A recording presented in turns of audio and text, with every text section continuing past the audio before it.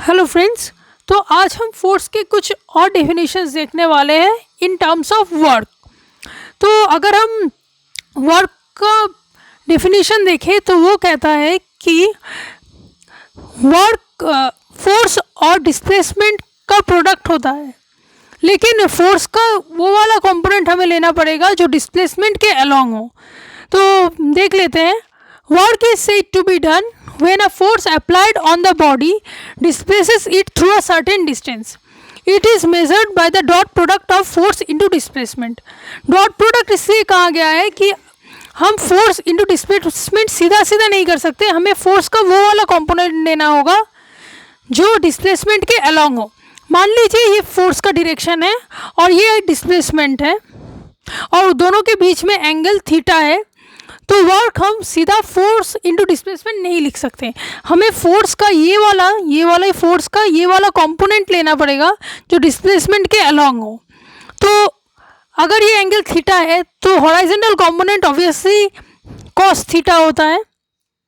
तो वर्क का डेफिनेशन यहाँ पे होगा F into D cos theta. इसका मतलब F cos theta into D, यानी कि हम दोनों काम कर सकते हैं, या तो हम फोर्स को डिस्प्लेसमेंट के अलोंग ले या फिर डिस्प्लेसमेंट को फोर्स के अलोंग ले, इसलिए ये कॉस थीटा आता है।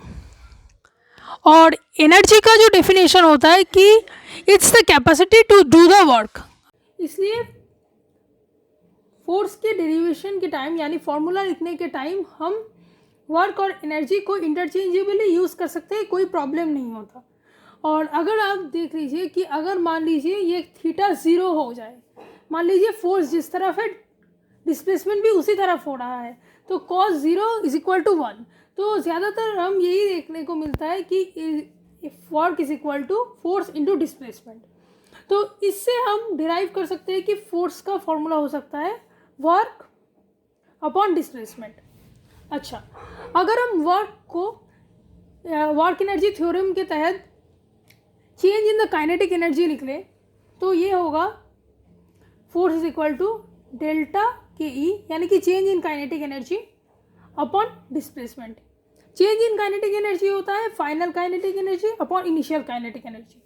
तो फाइनल काइनेटिक एनर्जी अगर हम देखें तो होगा half into M into V final square upon half into M V initial square.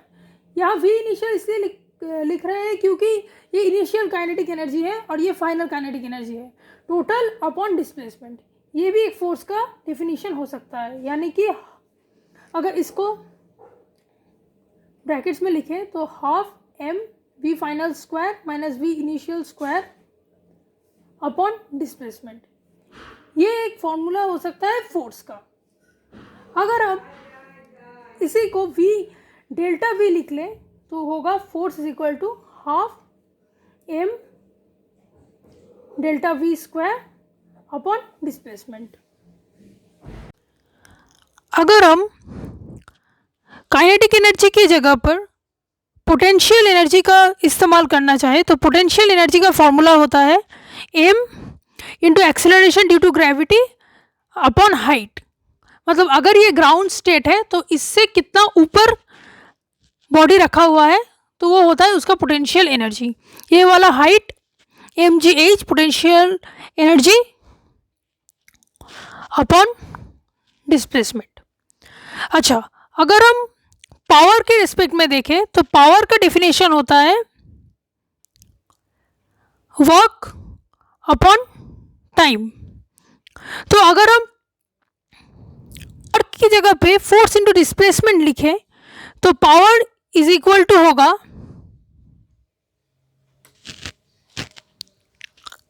Force into displacement upon time.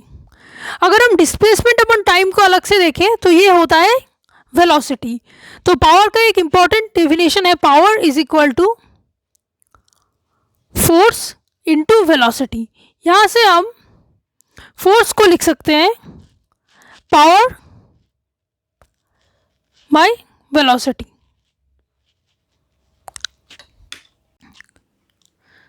सो यही है एनर्जी और पावर्स के थ्रू फोर्स को डिराइव करना। नेक्स्ट वीडियो में हम देखेंगे कि सर्कुलर मोशन और फ्रिक्शन से हम फोर्स को कैसे डिराइव और डिफाइन करते हैं। So thank you for watching.